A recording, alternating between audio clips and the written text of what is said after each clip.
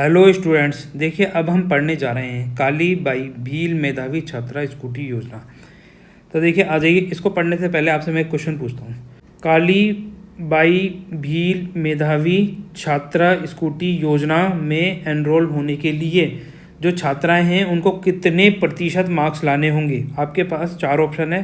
पहला, 65% से ज़्यादा लाएंगे तब एनरोल होंगी, या 75% से ज़्यादा नंबर लेकर आएंगे तब एनरोल होंगी, तीसरा ऑप्शन है 85% से ज़्यादा नंबर लाने हैं, या चौथा 90% से ज़्यादा नंबर लाने हैं। और इसमें टोटल कितनी स्कूटी का डिस्ट्रीब्यूशन किया जाएगा? 10,500 स्कूटी का ही वितरण किया जाएगा। दूसरी कंडीशन इसमें यह है कि जो अभिभावकों की इनकम है, जो आय का सोर्स है, वो कितना होना चाहिए, कितने मैक्सिमम इनकम होनी चाहिए। पहला ऑप्शन, क्या 1.5 लाख रुपए से कम वालों को ही एनरोल करेंगे। दूसरा ऑप्शन, क्या 2.5 लाख रुपए से कम वालों को एनरोल करेंगे। तीसरा ऑप्शन, क्या 2 लाख रुपए तक वालों को ही एनरोल करेंगे। चौथा ऑप्शन, क्या 8 लाख रुपए से कम वालों को एनरोल करेंगे। तो जल्दी से इसका आंसर कमेंट सेक्शन में लिख के बताइए दोनों का। ठीक है, आ जाइए इसके बारे में पढ़ते हैं। देखिए प्रारंभ कब से हुई थी? वर्ष 2020, ये डेट याद रखनी है। इसके मेजर ऑब्जेक्टिव क्या है? राजस्थान राज्य की मेधावी छात्राओं को राजकीय विद्यालय में 9 से लेकर 12वीं कक्षा तक नियमित छात्रा के रूप में प्रवेश लेकर अध्ययन कराने हेतु प्रेरित करने के लिए ये स्कीम लाई है राज्य सरकार, है ना। क्योंकि एक्चुअली क्या होगा, जब छात्राएं 12th क्लास में अच्छे नंबर लाएंगी तो मोटिवेशन मिलेगा कि स्कूटी मिलेगी तो और पढ़ेंगी। तो ये है 9th क्लास से 12th क्लास तक इसमें क्या है, नियमित अध्ययन कराना है छात्रों को। इसका मेजर ऑब्जेक्टिव है। जैसे मान लीजिए आपसे क्वेश्चन पूछा गया एग्जाम में, तो इस तरीके के ऑप्शंस बनाए जा सकते हैं। तो इन चीज़ों को थोड़ा ध्यान रखना है। ठीक है।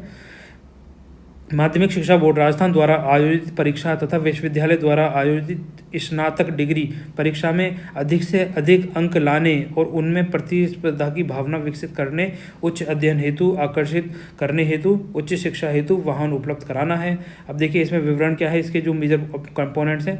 राजस्थान मूल्य की वे छात्राएं जिन्होंने राजकीय विद्यालय में 9वीं से 12वीं तक अध्ययन पूरा कर माध्यमिक शिक्षा बोर्ड राजस्थान की 12वीं कक्षा, कौन सी कक्षा? 12वीं कक्षा में कितने 75% से अधिक अंक प्राप्त किए हैं, और वो कौन से?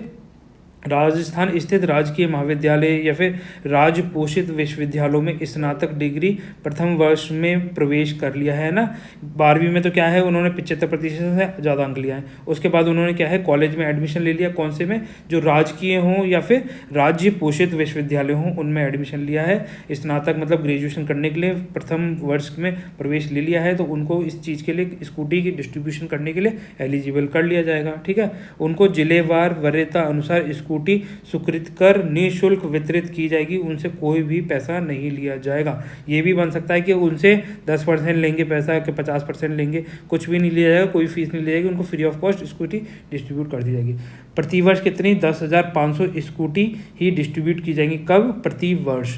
मुख्यमंत्री कालीबाई भील मेधावी छात्रा स्कूटी योजना में TAD विभाग की ओर से संचालित योजना के साथ साथ उच्च शिक्षा विभाग, स्कूली शिक्षा विभाग और अल्पसंख्यक मामलात विभाग तथा सामाजिक न्याय एवं अधिकारिता विभाग द्वारा अनुसूचित जाति, OBC, अल्पसंख्यक, सामान्य वर्ग के आर्थिक पिछड़ा वर्ग के हो गए मेधावी छात्राओं के लिए संचालित स्कूटी वितरण योजना को समाहित करने की मंजूरी दी गई है। अब सभी वर्गों में मेधावी छात्राओं को कालीबाई भील मेधावी छात्रा स्कूटी योजना के तहत स्कूटी योजना का लाभ मिल सकेगा। पहले इसमें किसको मिलता था? सिर्फ ट्राइबल एरियाज थे उनमें मिलता था। अब कब किनको मिल रहा है? सभी वर्गों में, सभी क्लासेस में, चाहे वो इकोनॉमिक वीकर सेक्शन की हो, अल्पसंख्यक सेक्शन से हो, OBC हो, अनुसूचित जाति हो, कोई से भी क्लास से बिलोंग करते हो और उन्होंने अच्छे नंबर प्राप्त किए हैं, तो उन्हें कालीबाई भील मेधावी छात्रा स्कूटी में एनरोल कर दिया जाएगा और वो स्कूटी लेने के लिए पात्र होंगी। अब देखिए देवनारायण स्कूटी छात्रा योजना भी एक साथ चल रही है इसी के, है ना। पहले की तरह ही अपने नाम से संचालित होगी। देवनारायण स्कूटी योजना तो चलती रहेगी, और ये कौन सी है? कालीबाई भील मेधावी योजना है। जबकि शेष स्कूटी योजनाएं कालीबाई भील मेधावी छात्रा स्कूटी योजना में समाहित हो जाएंगी। अभी तक जितनी भी स्कूटी योजनाएं चल रही हैं वो किसमें मर्ज कर दी गई हैं? कालीबाई भील मेधावी छात्रा स्कूटी योजना में मर्ज कर दी गई हैं। देवनारायण स्कूटी योजना को छोड़कर ये अपने आप ये वैसे ही चलती रहेगी जैसे पहले से चल रही थी। ठीक है।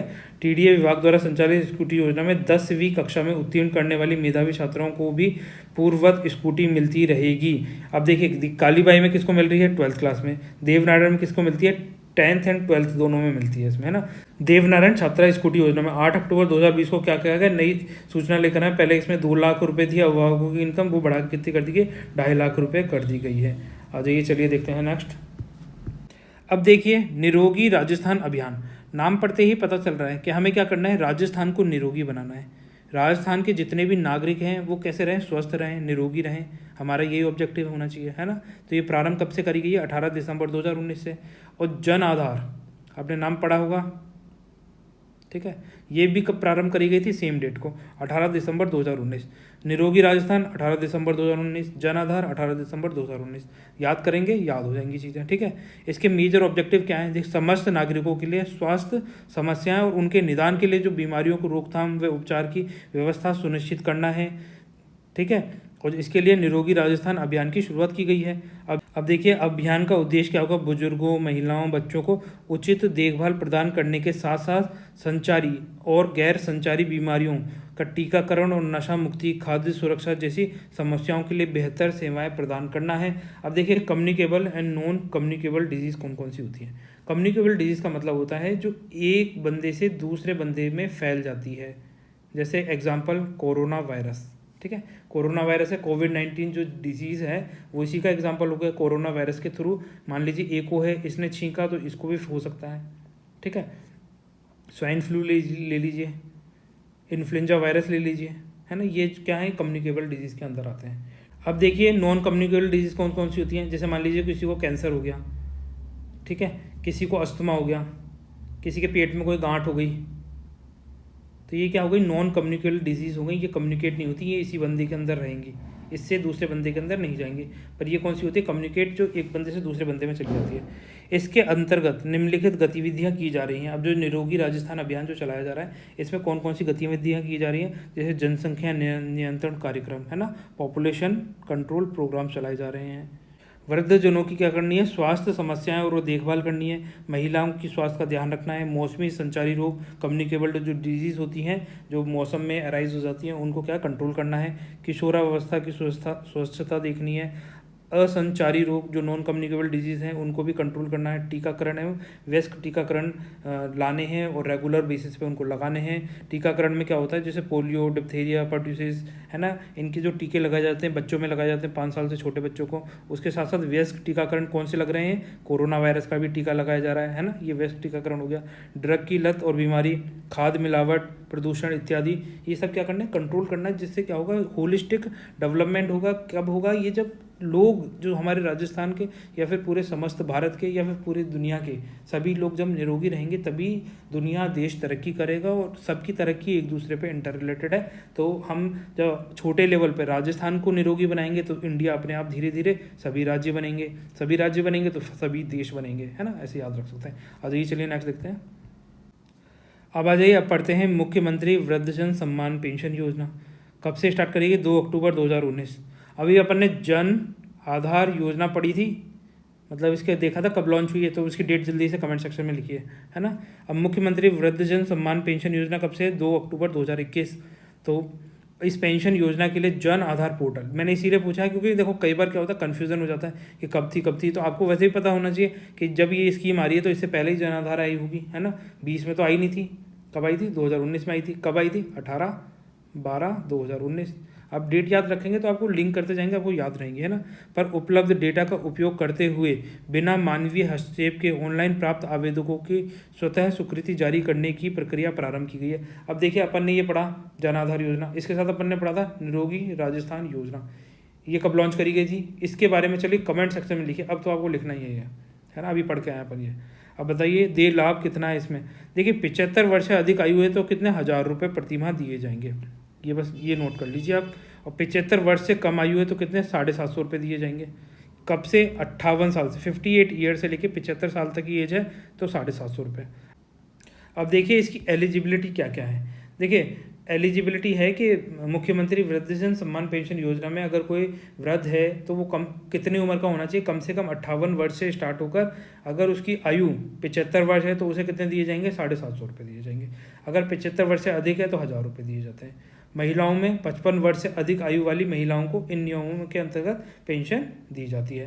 राजस्थान का मूल निवासी हो और राजस्थान में रह रहा हो, तीसरा, प्रार्थी जीवन निर्वाह हेतु स्वयं एवं पत्नी की जो नियमित आय कोई स्रोत नहीं हो तथा अथवा प्रार्थी एवं पति की समस्त स्रोतों से वार्षिक आय कितनी 48,000 से कम होनी चाहिए। ये एक इम्पॉर्टेंट पॉइंट है, आपके एग्जाम में पूछा जा सकता है। ठीक है, और अगर मान लीजिए ये जो वृद्धजन हैं, ये अगर बीपीएल, अंत्योदय, आस्था कार्ड परिवार, सहरिया, कथोड़ी, खेरवा, नाम याद रखने हैं। देखो ये तो आप कर आएंगे, बीपीएल है, अंत्योदय है, आस्था कार्ड धारक है।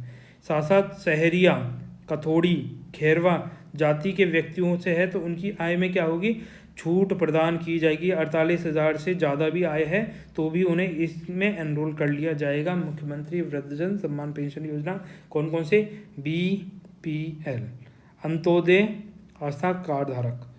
ठीक है, ये बीपीएल हो गए, अंत्योदय, आस्था कार्ड धारक हो गए। साथ में कथोड़ी, खेरवा और सहरिया जनजाति से बिलोंग करते हो तो उनकी आय में क्या करेंगे, छूट दे दी जाएगी। आ जाइए, चलिए देखते हैं नेक्स्ट। तो देखिए गाइस, आज का लेक्चर बस इतना ही। तो वीडियो को लाइक एंड शेयर कर दीजिए, चैनल को सब्सक्राइब कर लीजिए। आपकी कोई क्वेरीज हैं, कोई सजेशन है तो उसके बारे में आप कमेंट सेक्शन में लिख सकते हैं। तो मिलते हैं नेक्स्ट लेक्चर में, तब तक के लिए बाय, अपना ख्याल रखिए, खुश रहिए।